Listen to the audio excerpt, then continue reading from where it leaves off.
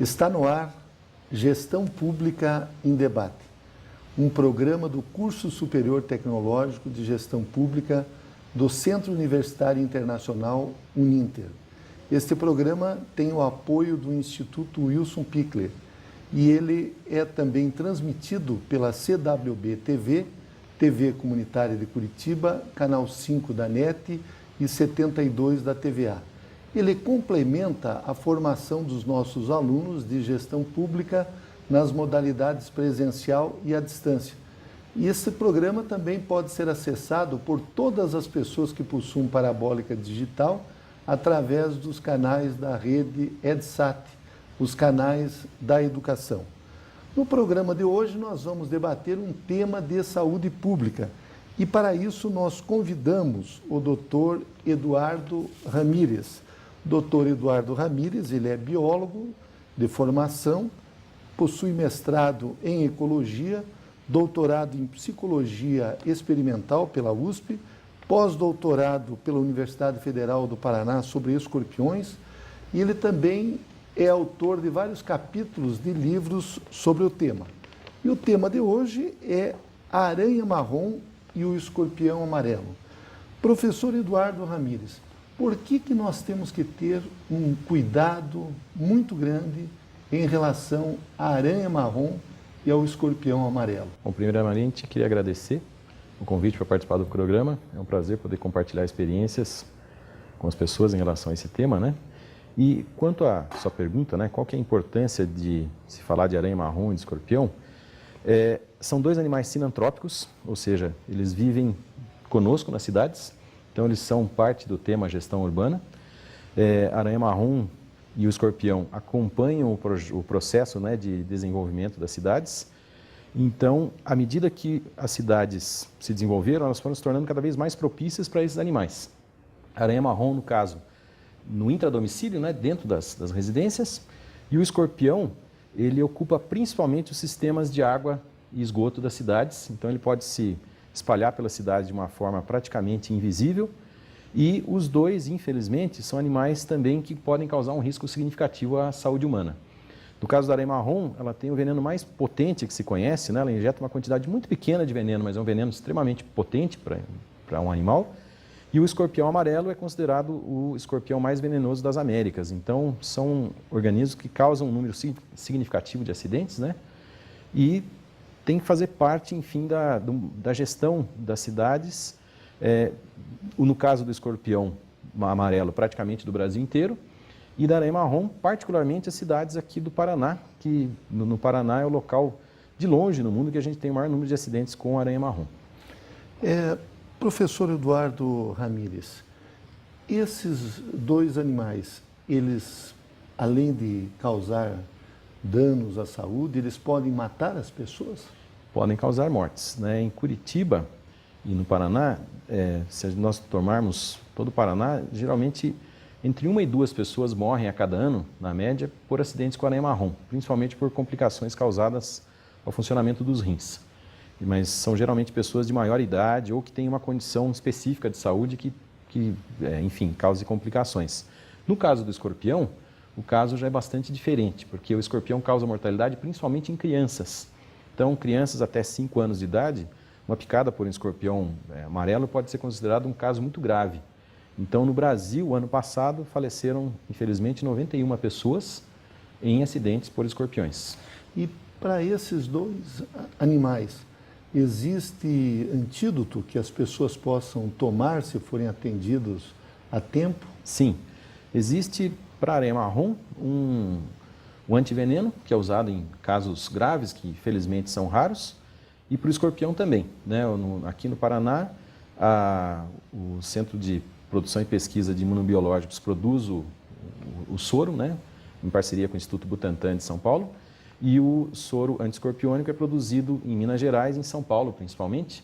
Então eles têm uma eficiência, mas principalmente no caso de envenenamento de crianças por escorpiões, além do soro, existe todo um cuidado médico suplementar que é muito importante. E esses animais, o senhor falou no início, eles atingem mais as zonas urbanas, mas também são encontrados em áreas rurais. Sim, também são encontrados, né? No caso da aranha marrom, a gente pode dizer que ela é um animal, digamos, urbano. Ela gosta mais de áreas urbanas, né? Uma coisa que no Paraná diferencia de todo o país é que no país como um todo é quase equilibrado, digamos, 50% entre área rural e área urbana. Aqui no Paraná ocorre principalmente em área urbana, né? Em área urbana é mais frequente os acidentes. E no caso do escorpião amarelo, aí sim existe uma distribuição maior de acidentes, mas nas cidades, pelo fato deles ocuparem o sistema de águas pluviais e esgoto, onde tem alimento abundante, né? Eles se alimentam bastante de baratas, né? Então, na cidade, até pela questão de despejo de resíduos sólidos e tudo mais, existe uma abundância maior de recursos e de locais para onde ele pode se esconder. E também a gente tem que lembrar que no campo, em geral, por exemplo, animais como galinha de Angola, são animais que caçam escorpiões normalmente, né? Então, me lembro na fábrica da Ródia, na cidade de Paulínia, em São Paulo, o símbolo da indústria química é uma galinha de Angola. E quando eu estive lá, eu perguntei, poxa, por que uma fábrica química tem uma galinha de Angola como símbolo, né? E os funcionários comentaram que quando ela foi implantada, naquela cidade tinham muitos escorpiões e acidentes com funcionários, enfim, tinha um problema sério. E daí, quando o pessoal trouxe as galinhas de Angola para a área da fábrica, diminuiu significativamente. Então, eles colocaram entre aspas, uma homenagem às galinhas de Angola ali na coisa. E a galinha doméstica também é uma eficiente predadora de escorpiões também. Doutor Eduardo Ramírez, Curitiba é famosa não apenas aqui a nível do Brasil, mas mundialmente por ser uma das cidades que tem a maior incidência de aranhas marrons. O que o senhor atribui essa incidência, já que o senhor é um pesquisador, um estudioso dessa área? Essa é uma pergunta muito interessante, Jorge, porque no meu doutorado eu tratei disso, que era uma grande curiosidade, porque se for ver uma cidade como São Paulo, com seus milhões e milhões de habitantes, ocorrem próximo de 100 acidentes com aranha marrom por ano. Uma cidade como Campinas, que a grosso modo pode ser comparado com Curitiba, são 5 ou 6 acidentes a cada ano. Curitiba chegou próximo de 6.000 acidentes, hoje mudaram um pouquinho os critérios de inclusão, né? Os acidentes mais leves, o pessoal está resistindo mais a colocar como acidente ligado à aranha marrom. Então, hoje a gente está batendo próximo dos 3.000 casos ano. Então, a principal razão, né, o resumo da ópera seria assim, em outros locais do planeta, digamos, as aranhas marrons são muito sedentárias. As aranhas aqui de Curitiba são mais ativas, ou seja, elas caçam ativamente suas presas, né? A gente mediu em várias casas, né, num projeto de pesquisa, que nós tivemos 2 casas que foram cedidas para o projeto de pesquisa, ali no CPP, em Piraquara. Então, a gente pôde ver que elas se locomovem muito pelos ambientes, mudam frequentemente de local. Então, nessas suas andanças, principalmente noturnas, elas acabam aumentando muito a chance de encontrar com as pessoas. Então, a principal razão é a espécie que ocorre em Curitiba, né, que é a Lox ocelis intermédia, é uma espécie bastante ativa. Então, nessa sua atividade, ela acaba encontrando as pessoas. Tanto que 30% dos acidentes ocorrem quando as pessoas estão dormindo, né, e somente 8% ocorre quando as pessoas estão mexendo nas coisas em que podem encontrar as aranhas. E ela é uma aranha que, a princípio, não causa muito medo, até pelo tamanho, uma aranha pequena. Eu gostaria que o senhor fizesse uma descrição e daí nós vamos mostrar imagens da aranha marrom para facilitar o conhecimento dos nossos telespectadores. Sim. Bom, a aranha marrom, ela é uma espécie bastante antiga, né? Estima-se que ela tenha o gênero da aranha marrom uns 240 milhões de anos. E a espécie que ocorre aqui, sai um trabalho recente com datação molecular, estima que essa espécie aqui tem uns 15 milhões de anos.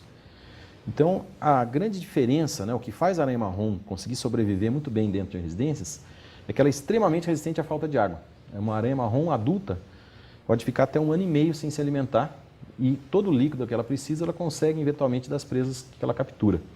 Então, a característica que os especialistas utilizam para reconhecer uma aranha marrom é a disposição dos olhos. A maioria das aranhas tem 8 olhos, a aranha marrom tem 6 olhos e são distribuídos em 3 grupinhos de 2, em 3 díadas, né, como o pessoal chama. Então, essa é a característica que o especialista usa, né? Nas residências, elas têm a coloração marrom, né, de marrom claro a marrom escuro. Elas não passam de 2 centímetros de tamanho corporal. As fêmeas são um pouquinho maiores, elas vivem até 5 anos, né, até as fêmeas, por mais ou menos, e ela, claro, para a população a gente não pode dizer para as pessoas que vai olhar nos olhos das aranhas, né? Mas é uma característica que facilita muito para os especialistas, porque mesmo quando ela, te brinca, ela está estampada num chinelo, né, ou muito destruída, é fácil, relativamente fácil, reconhecer que é uma aranha marrom por essa característica dos olhos. E, em geral, elas procuram bastante viver em locais escuros, né, que as pessoas mexem pouco. Então, qualquer fresta nas suas residências, o ático ou o forro das residências também é muito, muito utilizado por elas. Mas elas são aranhas pouco agressivas, né? O que a gente mostrou bem claramente nos trabalhos é que a aranha marrom, o acidente é um acidente mesmo, né? Ela só vai picar quando ela for pressionada contra o corpo. Ela é uma aranha bastante não agressiva, né? Quando ela é pressionada contra o corpo, quando você está se vestindo ou enquanto você está dormindo, né? Se você rolar sobre a aranha e tiver contato com a pele, né? A aranha ela pode eventualmente picar. Mas ela também é frequentemente confundida com outras aranhas que se encontram nas residências, né? Então, frequentemente as pessoas mandam fotos, olha, queria saber se é uma aranha marrom e tal. Em alguns casos sim, em outros casos não, né? Mas as pessoas acabam generalizando, né? Ela é uma aranha que faz teias assim normais como as outras aranhas? Então, essa é outra característica bem interessante dela, né? A maioria das aranhas faz uma teia que se parece com uma corda ou um cabo de aço, né? Elas são extremamente resistentes, mas a aranha marrom, ela faz uma teia em forma de fita, ela é achatada. Então dá um aspecto de algodão esfiapado. Então a aranha marrom não faz essas teias orbiculares ou teias, né, enfim, muito tridimensionais. Ela faz em geral uma teia mais, como se fosse um lençol sobre o substrato, né?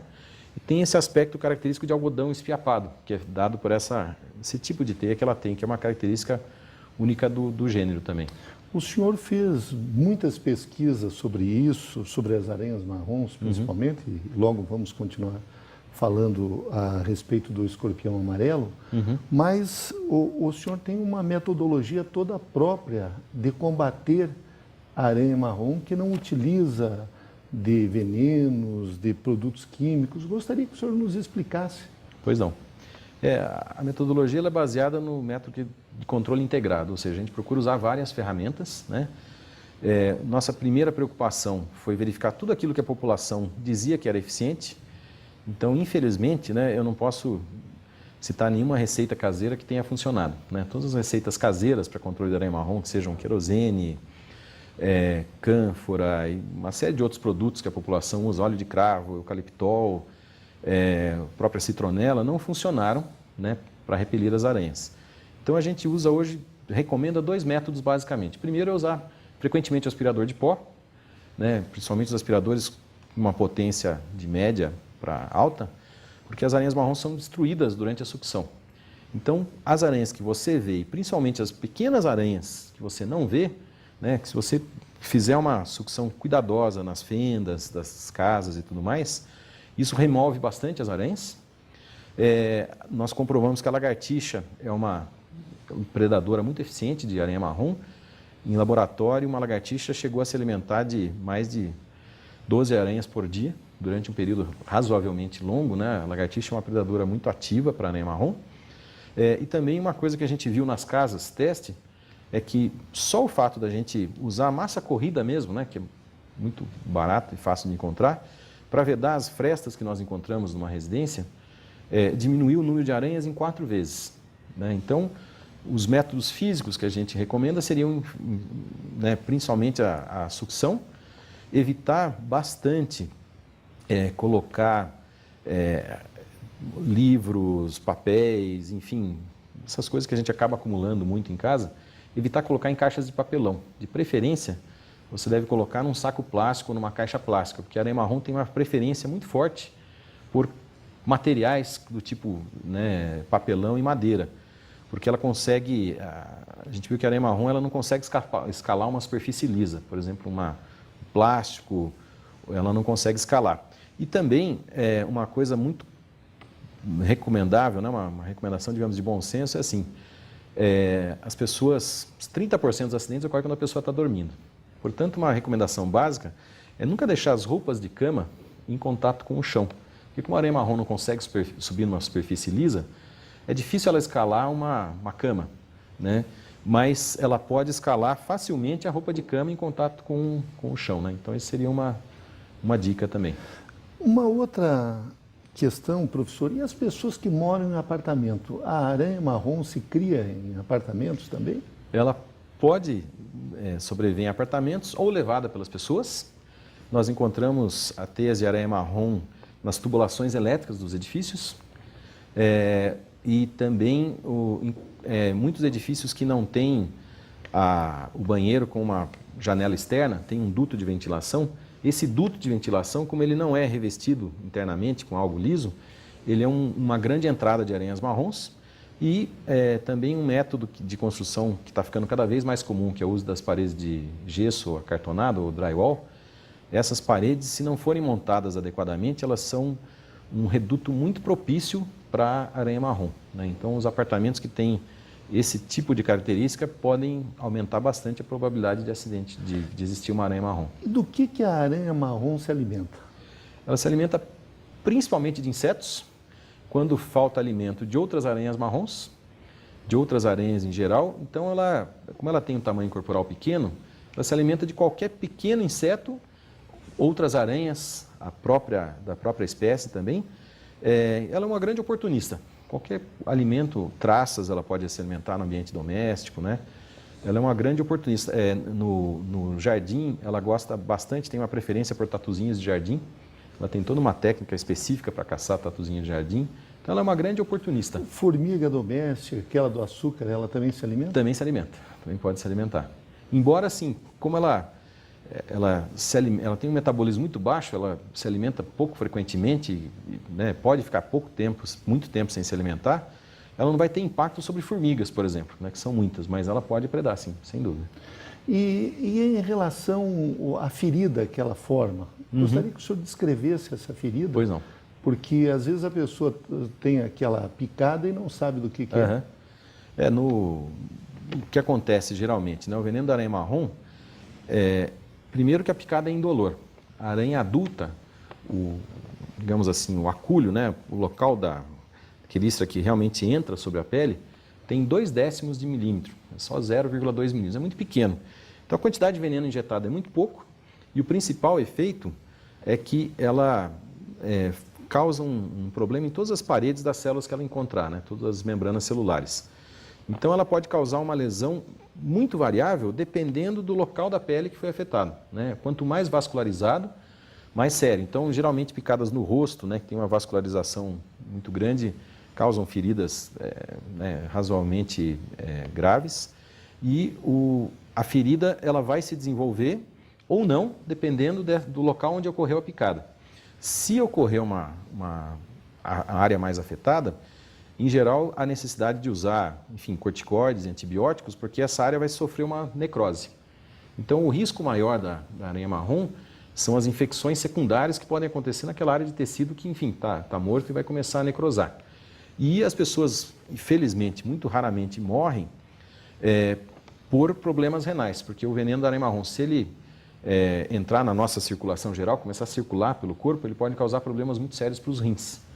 Então, aqui no Paraná, nós temos um número grande de acidentes, mas como a aranha principal responsável é a aranha Loxosceles intermédia, o veneno dela causa menos esse sintoma nos rins, o envenenamento grave, né, o loxoscelismo sistêmico. No estado de Santa Catarina tem menos acidentes, mas é com uma outra espécie, uma espécie que veio do Chile, que é bastante comum lá. Infelizmente ocorrem 4, 5, até 8 mortes por ano causadas por essa outra espécie, que causa menos acidentes, mas os acidentes são bem mais graves do que o da espécie paranaense, digamos assim. O senhor fez o seu pós-doutorado estudando o escorpião amarelo. Sim.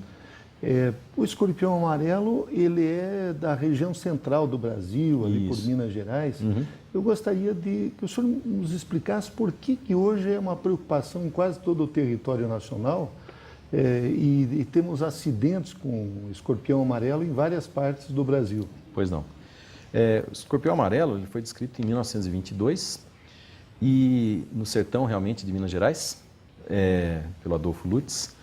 E ele, a partir daí, ele começou a se espalhar pelo Brasil e ele tem uma grande facilidade de se espalhar de aumentar suas populações é que os biólogos chamam de espécie partenogenética, ou seja, a fêmea consegue produzir ovos sem um macho. Então, ele consegue aumentar a população, né? Um indivíduo que chega e pode aumentar a população. Uma fêmea pode produzir em condições ideais até 90 indivíduos. Então, ele se espalhou pelo Brasil inteiro, causa acidentes graves, ele acabou deslocando. Antes, o maior problema no Brasil era o escorpião marrom. Onde ocorre o escorpião amarelo, ele acaba deslocando o escorpião marrom. Ele já está presente em mais da metade dos municípios brasileiros. A partir de 2004, ele suplantou pela primeira vez o número de acidentes por serpentes. Hoje, no Brasil, nós temos algo em torno de 57 mil acidentes por escorpiões a cada ano, né? Por ano. Por ano. E qual a característica do amarelo em relação ao marrom? O marrom é menos grave, é menos perigoso? Os dois são considerados bastante graves, né? Em geral, o escorpião marrom até causa alguns envenenamentos em algumas situações mais graves do que o do amarelo, porque ele acaba injetando mais veneno do que o escorpião amarelo. Mas, como o escorpião amarelo se torna muito abundante, e por ocorrer em ambiente urbano, ocorrem muitos acidentes com crianças, ele é considerado hoje o maior risco das Américas em termos de escorpiões, de animal peçonhento. O senhor também deve ter estudado as formas de combater esses escorpiões, principalmente o amarelo, e eu gostaria que o senhor nos expusesse essas maneiras de combatê-lo. É um grande desafio, porque ele ocorre onde nós praticamente nunca estamos, né? E pode chegar nas casas pelo sistema de esgoto, pode estabelecer muito em cemitérios. Então, um modo que nós recomendamos muito é usar a busca ativa de escorpiões durante a noite com equipamento de luz ultravioleta, porque o escorpião ele brilha muito fortemente quando ele é exposto à luz ultravioleta. Outras medidas são basicamente das pessoas evitarem terem esses ralos com possibilidade de fechamento para evitar a entrada do escorpião. Barreiras nas portas funcionam bastante. Agora, nós estamos pesquisando possíveis repelentes para o escorpião e outras substâncias químicas que podem atuar no controle. No estado de São Paulo, por exemplo, é feito controle nos bueiros das cidades com produtos químicos onde há um ponto de invasão dos escorpiões, tentando evitar que eles colonizem o sistema de esgoto. Mas ainda é um grande desafio e, infelizmente, nós temos que trabalhar com ele mais cedo possível, antes que o número deles cresça muito. Depois que o número de escorpiões cresce muito, fica uma situação crônica como Minas Gerais, Bahia, que hoje é o acidente onde ocorrem mais acidentes no Brasil.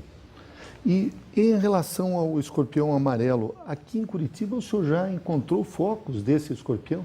Veja bem, na cidade de Curitiba, no município, não há um foco reconhecido pela Secretaria Municipal de Saúde. Existem focos de outra espécie que é muito próxima do escorpião amarelo, que é o Titius stigmurus, que tem um foco ali no bairro do Portão, e relatos verbais de pessoas que já trouxeram escorpiões, que são escorpiões amarelos até a gente, que foram coletados nas residências, mas não foi comunicado à Secretaria de Saúde. E existe também muitos relatos, não posso precisar exatamente quantos, mas eu conheço pelo menos uma dezena de relatos de escorpião amarelo na região metropolitana.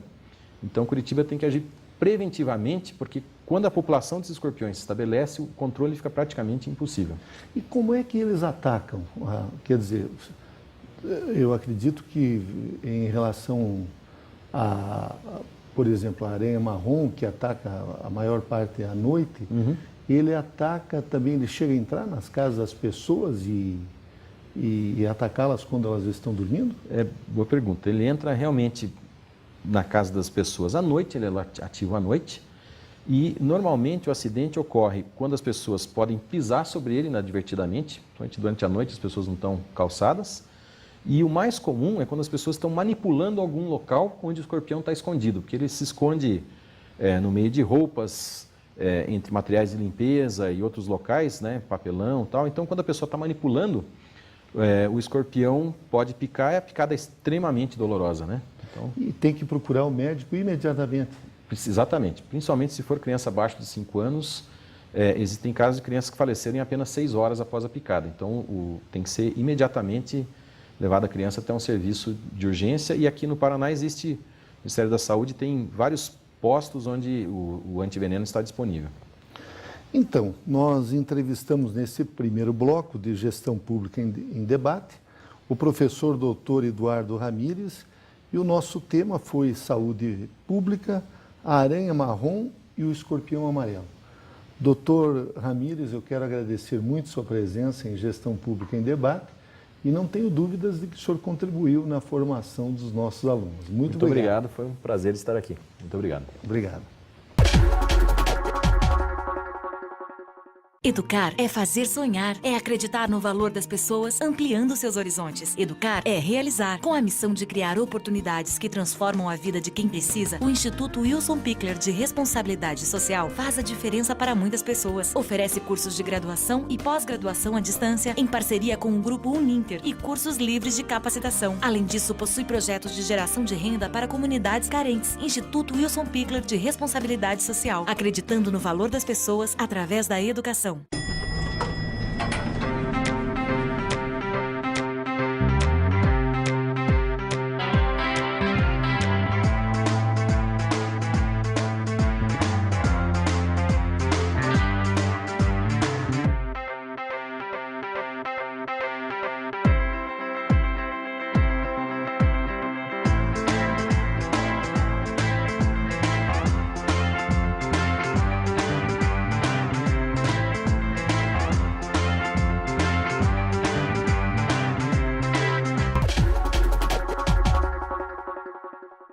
Retornamos com Gestão Pública em Debate, um programa do Curso Superior Tecnológico de Gestão Pública do Centro Universitário Internacional, Uninter.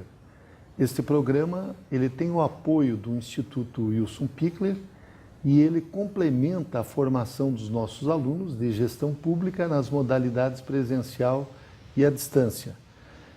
Neste segundo bloco, nós vamos entrevistar a doutora Vanessa Fontana, ela que é cientista política, e o tema será a política como vocação.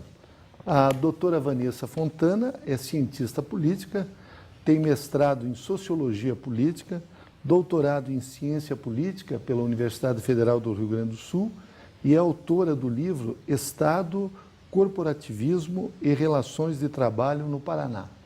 Professora Vanessa, eu gostaria que a senhora nos expusesse qual é o papel do cientista político nesse momento em que vivemos no nosso país, já que, de um modo geral, os agentes políticos, as pessoas que fazem política partidária, que exercem mandato, estão sofrendo todo um processo de desmoralização. Podemos até afirmar que é uma classe que está em baixa no nosso país. É verdade, Bernardo. Infelizmente, antes de comentar a tua questão, eu quero agradecer a presença aqui para a gente conversar, aprofundar os debates, né, da cidade de Curitiba, do Paraná e do Brasil inteiro. Então, realmente, existe uma diferença, que é a gente pensar a política e a política partidária, né? Então, nesse ponto de vista, o cientista político está ainda em processo de construção de um espaço na sociedade brasileira. Nos Estados Unidos é muito comum, né, haver grandes contratações de cientistas políticos que operam tanto no Estado, né, quanto em organizações não governamentais, quanto em sindicatos, em outras formas organizativas que a própria sociedade construiu. E o cientista político ele vem tentar dar o embasamento para que a política ela consiga resultados mais consistentes do ponto de vista das políticas públicas, do ponto de vista da organização da sociedade. Esse é o nosso papel e o gestor público ele vem nesse sentido também. Eu acredito que a ciência política e a gestão pública são complementações dentro de um quadro, né, de formação. A professora Vanessa Fontana, ela já foi coordenadora do curso de Ciência Política aqui da Uninter, é nossa professora do Uninter, mas ela tem um blog muito interessante que é Política e Artesanato. Nós vamos falar um pouco também do artesanato, da atividade da professora Vanessa como artesã, mas eu gostaria que a senhora nos fizesse uma análise do que tem contribuído para a desmoralização da classe política. A senhora acha que isso são os próprios atos, as ações dos políticos, Ou há algo orquestrado por trás que tem até interesse no enfraquecimento da democracia em nosso país, já que, em termos históricos, ela é bem recente? Exatamente. Eu acho que são os dois caminhos, Jorge. Por um lado, é uma falta de... Até porque nossa democracia é recente, como você falou, nós ainda não nos acostumamos a ter um cidadão que cobre mais, um cidadão que participe mais, um cidadão que acompanhe a política partidária, né? Então, se constrói um imaginário de que tudo que é política é corrupto, todo político é corrupto, né? O que não é verdade. Existem políticos que trabalham pelo bem público, que têm a noção da coisa pública e do bem-estar do cidadão. Então, assim, no Brasil existe essa coisa de você desconstruir demais a figura do político. E, na verdade, até como cientista política, a gente tem que revalorizar, né? Então, tem o papel do político, tem o papel da política, e o cidadão ele tem que levar em conta que o quê? Até quando ele acende a luz na casa dele, aquilo dali é um ato que vem de uma política pública que gerou a energia, por exemplo. Então, a gente tem que pensar que há política em tudo. Há política para o artesanato, há política para a luz, há política para a habitação e assim por diante. Então, ao invés do cidadão se afastar da política, ele tem que tomar a política, né? Fazer parte cada vez mais da política, da grande política, né? Essa ideia da participação. E isso faz parte de um processo de amadurecimento da sociedade brasileira. É um processo que eu daria aí pelo menos 50 anos para a gente estar reavaliando, reconduzindo. A mídia, eu acho que ela contribui de uma forma negativa nesse sentido, né? Porque quando há ações positivas, políticas positivas que os políticos fazem, não há uma entonação tão grande quanto na corrupção, quanto no desvio. Então, assim, são duas medidas diferentes para tratar da mesma figura, que é o político. Então, acho que a mídia ela deveria contribuir nesse processo também. E a participação de pessoas esclarecidas que ajudem a entender que não é virando as costas para a política que nós vamos refazer. Muito pelo contrário, o brasileiro ele tem que ir de frente para a política e de encontro à política para daí construir algo melhor. Professora Vanessa, como é que a senhora vê este momento específico em que nós estamos vivendo, em que há outras formas de comunicação através, principalmente das redes sociais, das tecnologias da informação? A senhora acha que isso está acontecendo uma revolução global e isso vai atingir, inclusive, as instituições políticas, ou é mais uma etapa da construção da própria sociedade? Eu acredito que seja mais uma etapa da construção dessa sociedade, porque os mecanismos sociais, as mídias sociais, as redes sociais, elas são construídas tanto para a questão mais familiar, de você estar revendo amigos, estar compartilhando interesses, mas muito menos como atitude política. A gente vê poucas organizações de eventos que tenham um impacto social grande a partir das mídias sociais, do ponto de vista da política. Nós temos marcação de festas, tem marcação de encontros, mas que não estão vinculados estritamente à política.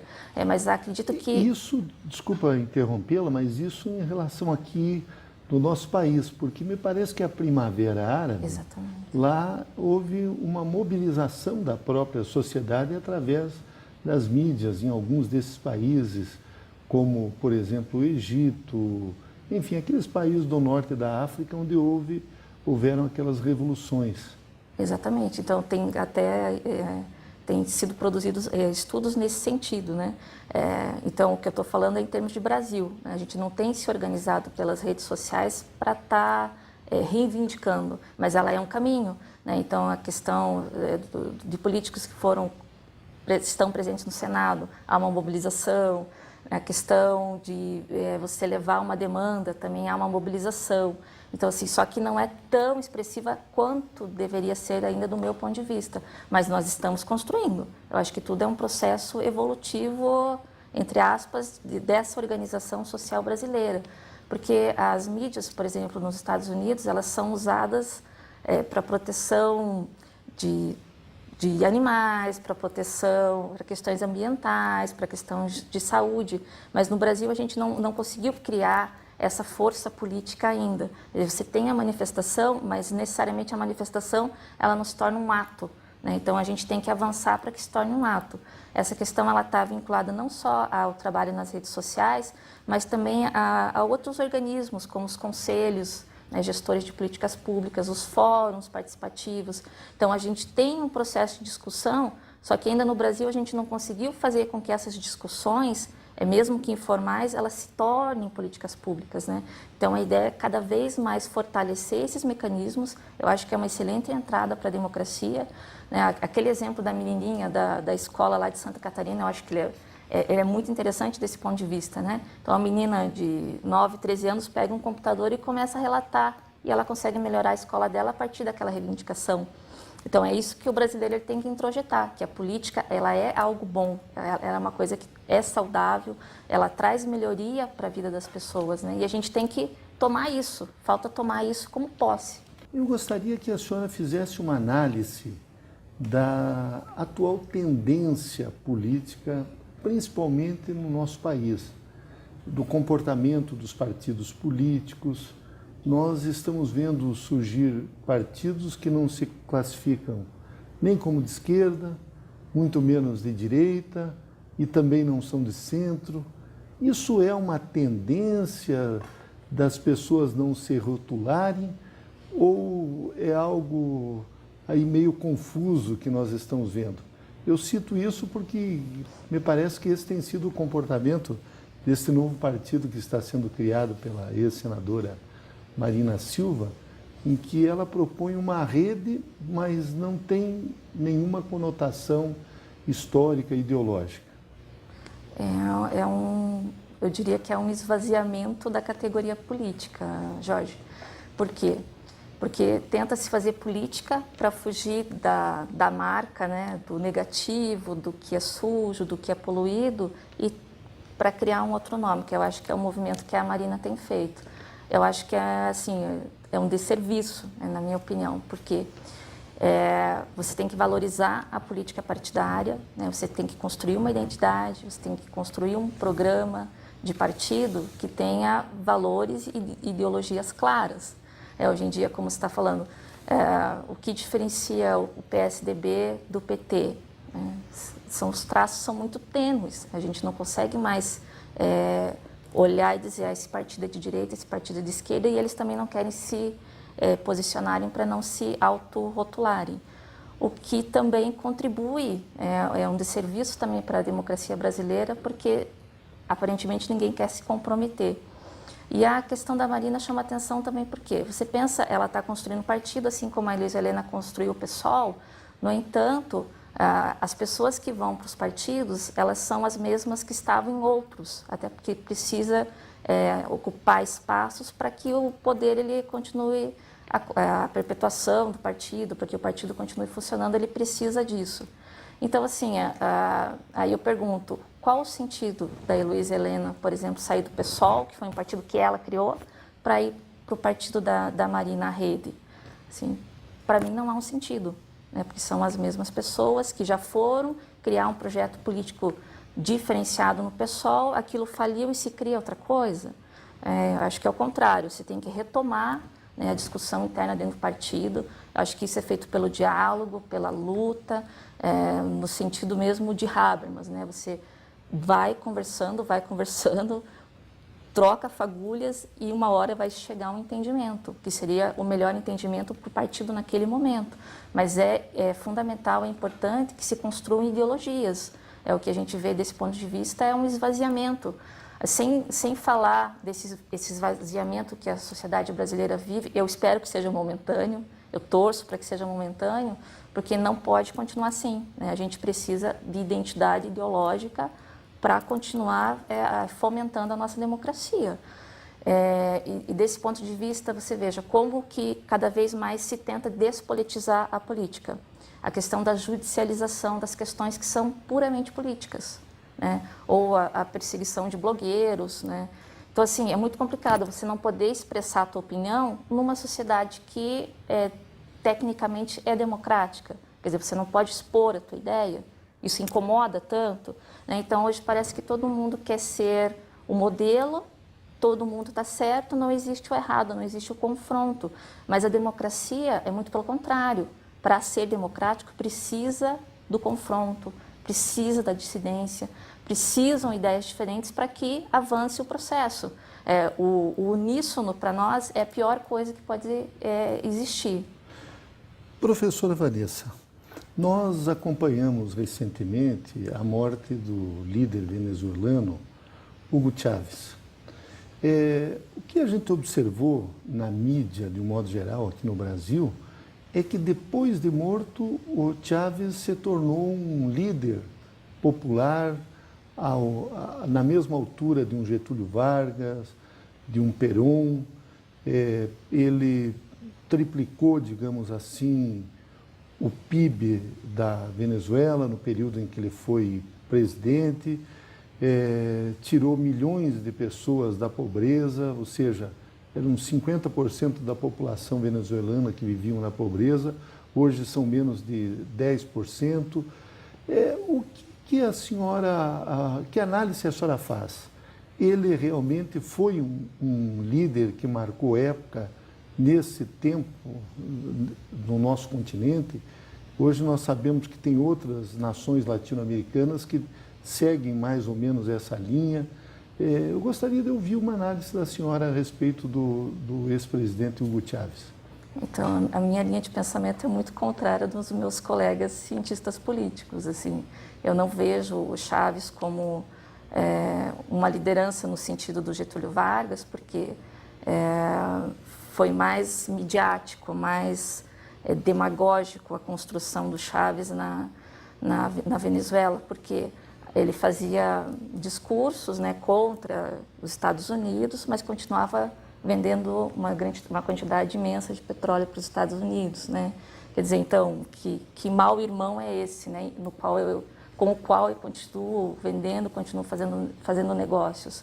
Então, foi a tentativa da construção de uma identidade que, do meu ponto de vista, felizmente, não passou, não continuou como foi o Fidel em Cuba. Eu acho que o caminho seria alguma coisa nesse sentido, né? Porque numa sociedade onde não pode haver o diálogo, onde não pode haver o confronto de ideias, não dá para a gente dizer que é uma sociedade democrática e que uma pessoa está fazendo o bem, né? O bem no sentido de espaço, de democracia, de participação. Então, assim, a não existência da diferença eu acho muito ruim. Então, a minha leitura do governo Chávez sempre vai nesse sentido. Os milhões de venezuelanos que saíram às ruas para se despedir, aquelas pessoas que saíram da pobreza e que viam nele um líder, que as elites negavam aqueles direitos, para o povo venezuelano, a senhora acha que foi um avanço ou um retrocesso o governo Chávez? Eu acho que foi um retrocesso. Ainda que se pense, tirou da pobreza. A gente também tem política pública no Brasil de distribuição de renda, nem por isso o Estado massacra ideologicamente. Então, acho que o grande viés, o grande problema para mim é esse massacre do ponto de vista ideológico. Você tem que fazer, essa é a obrigação do Estado. O Estado está lá para fazer política pública, para tirar as pessoas da pobreza, para levar saúde, para levar educação.